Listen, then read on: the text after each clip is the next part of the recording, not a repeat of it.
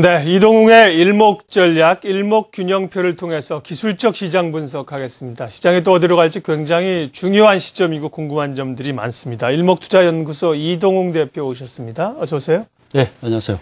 글로벌 증시 오늘부터 좀 보겠습니다. 유럽은 전반적으로 조금 하락 추세이고요. 미국은 혼조권에 있습니다. 글로벌 증시 주소 좀 봐주세요. 네, 그러죠. 시장이 한마디로 좀 난맥상을 보이는 것 같습니다. 탄력이 그만큼 떨어졌다는 것이죠.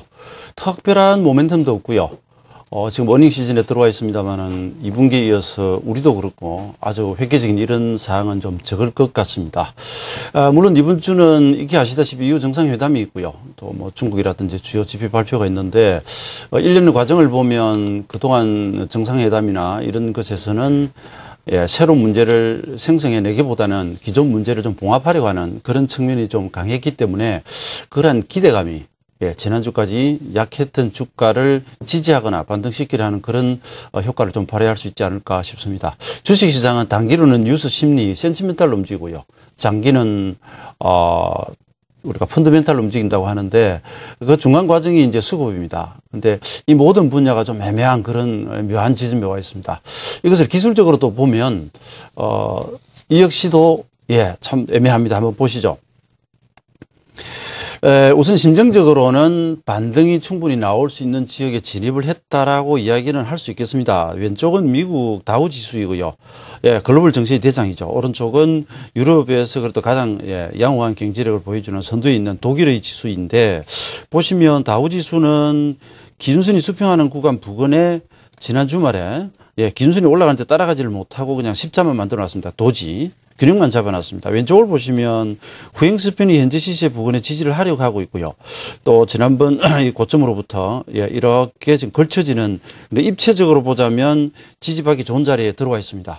문제는 여기서부터 33변화일 들어오는 이 지점에서 쌍봉형을 만들고 쌍봉 내지 삼봉을 만들고 지난주 화요일에 전환선과 21선을 이탈하면서 문제가 발생이 되었는데 이 정도 지점이면 예측 매매라면 일단 한번 매수를 해볼 수 있겠고요.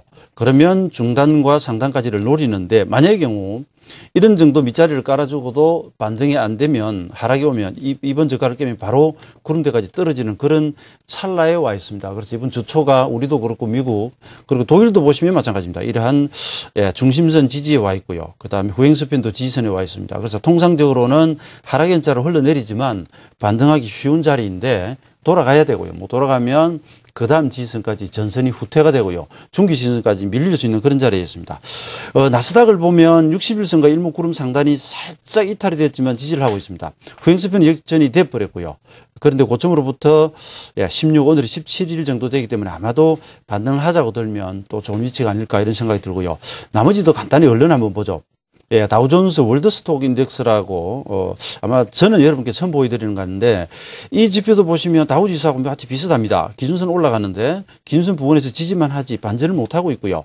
후행스팬이 당시, 저점, 지난번 그 고점으로 가기 전 저점대를 통과 중에 있어서 뭔가 반등 가능성이 있으면서도 불안정한 그런 상태입니다. 주봉도 보시면 전환선을 살짝 이탈했기 때문에 지지라 볼 수도 있고, 이거 저 음봉입니다. 미국에서는 이거 레드 빨간색을 그 적색경보로 보니까요.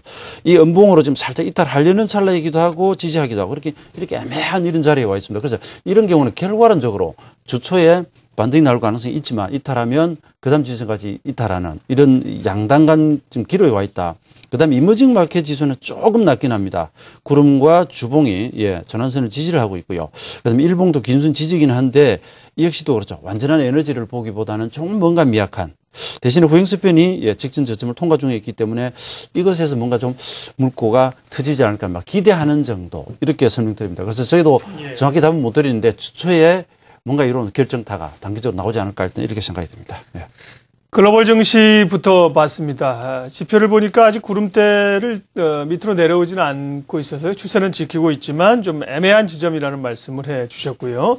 국내 증시 예측하겠습니다. 지난주에 오셔서 지난주 상황들을 주 초반에 월요일, 화요일 좀 조정이 있을 것으로 보고 조정 이후에 어쨌든 뭐 재상승을 좀 기대해 본다 했는데 월요일, 화요일은 말씀하신 것처럼 조정이었고 수요일 날 더 밀려버렸어요. 장 상황이 안 좋았습니다. 이번 주는 어떻게 보십니까? 그리고 이제 코스닥의 강세 현상이 계속 이어질는지요? 궁금합니다. 예, 그렇죠. 제가 요즘 속이 좀 무뎌져 있기 때문에 예측을 좀 잘 안 하는데요. 아마 이제 그 지난주 만기를 앞두고 이렇게 일자별로 불러드리면서 화요일 날 크게 빠지는 것이 이게 핵심이다. 이것이 빠져버려야 수목에 반등하는 그런 모습이 나오는데 그렇지 않으면은 파동이 이렇게 완전히 뒤집어진다고 말씀드렸는데요.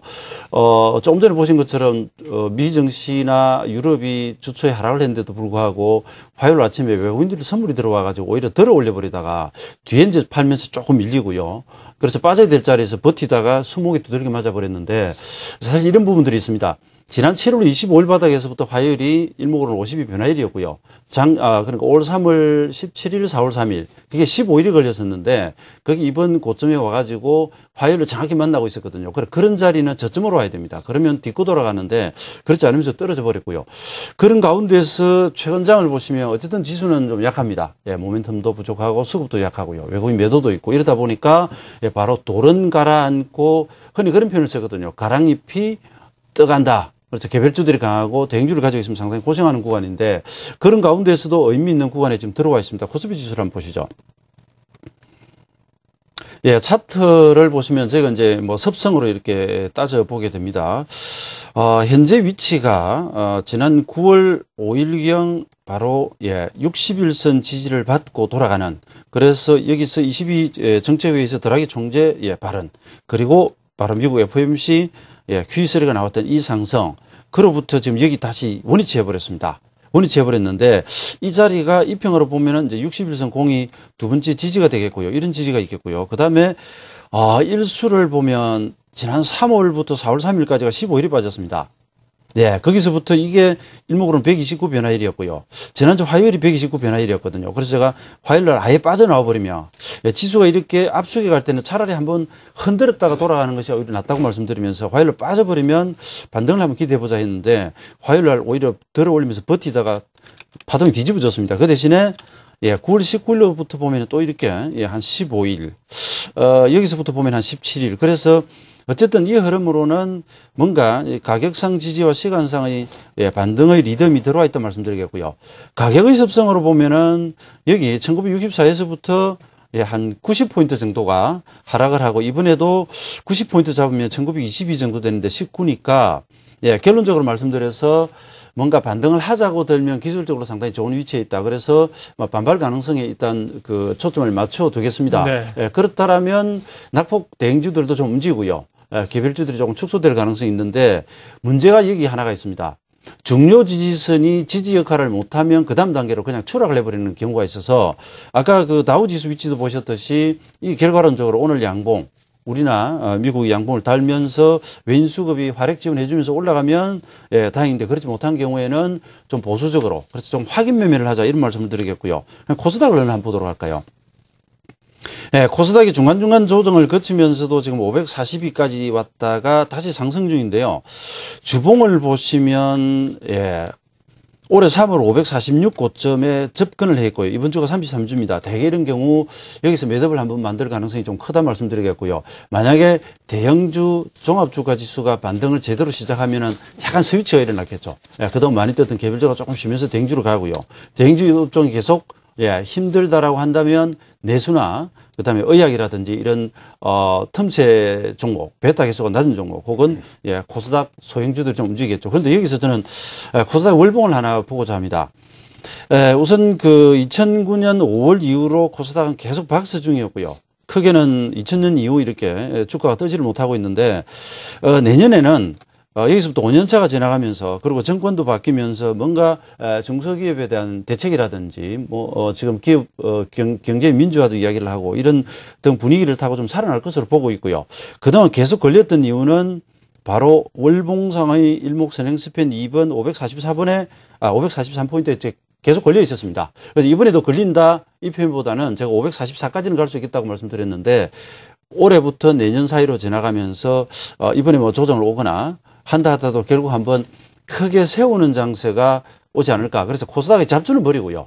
실적이 수반되는 우량주들은 IT 수출 관련주에서부터 내수 쪽으로 돌아가면서 향후에도 좀 활약을 할 수 있지 않을까 이렇게 생각이 됩니다.